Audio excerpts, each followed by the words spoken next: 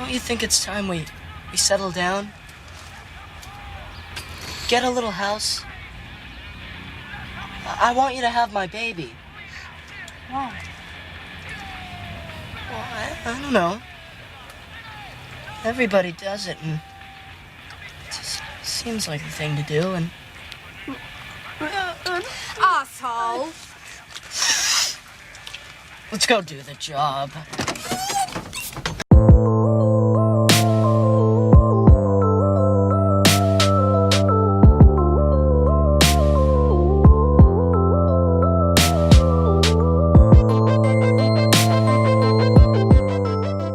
Repo Man is a satirical comedy that's written and directed by Alex Cox that came out in 1984. So Repo Man was a film that won last week's patron poll. It only won by one singular vote. I really thought that Buffalo 66 would get the W on that one, but somehow, some way, Repo Man was able to pull through and win. And this is a film that I know my good friend Perry really loves.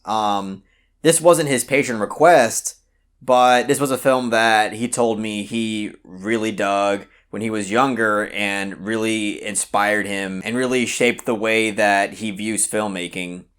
So I went into this film not with like the highest of expectations, but I definitely went in expecting a good movie. And I have to say, I'm pretty mixed on this film because there were aspects of this film that I really enjoyed, and then there were aspects of the film that I just thought fell flat and just didn't work for me at all.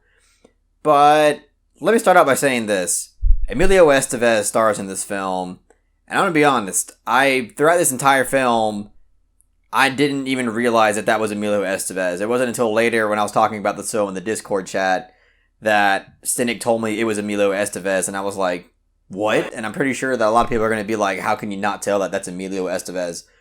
I'm sorry, I'm so used to seeing Emilio Estevez's Mighty Ducks long haircut to where I did not see him in this role at all. I think Emilio Estevez's character, which is the main character in this film, I really didn't find all that interesting, and his performance is kind of weird in this film too, because there was a lot of moments in this film where I could tell he was just acting.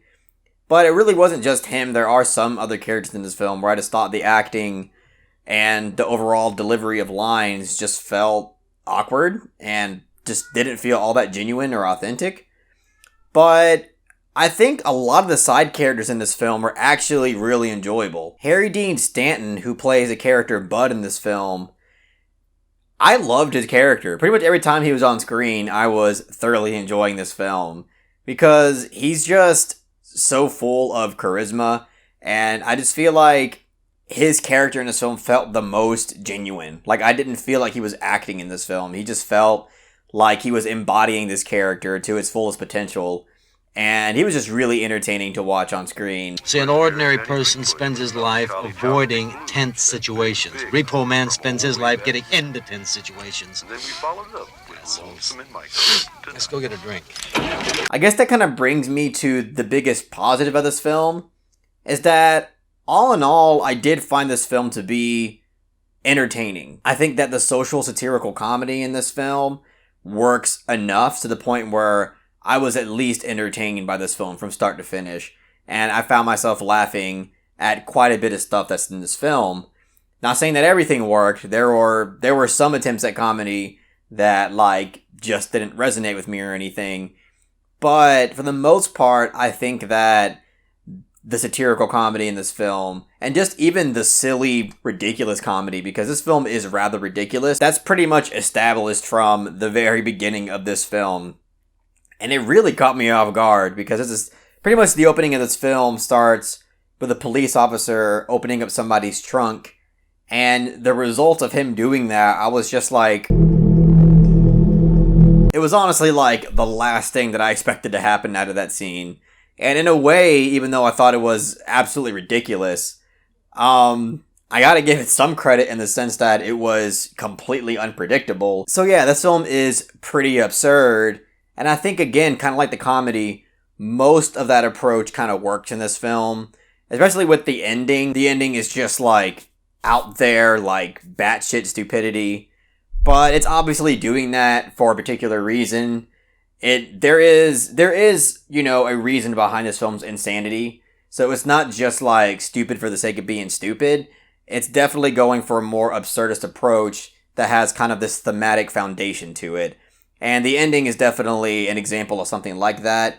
But really, with all that into context, this is a film that I can see both sides of the spectrum not liking. Like, I can see a casual watching this movie and being like, this is just awful, why are you showing me this? And then I could see, you know, Kino Lords who really love cinema watching this film and being like, this is just stupid and just horribly done, and again, I don't know why you're showing this to me. So this is a film that I think is incredibly difficult to predict how somebody is going to react to it. Because I can see a casual loving it or hating it, and I can also see a Kino Lord loving and hating it. So I mean, in that regard, it is kind of a special film. But here's one thing I'll say. The social satire in this movie that is incredibly obvious in terms of its approach, again, kind of like the absurdist nature of it, kind of like the comedy. A handful of it works, but there is just something about it that sometimes feel like it's really not all that clever.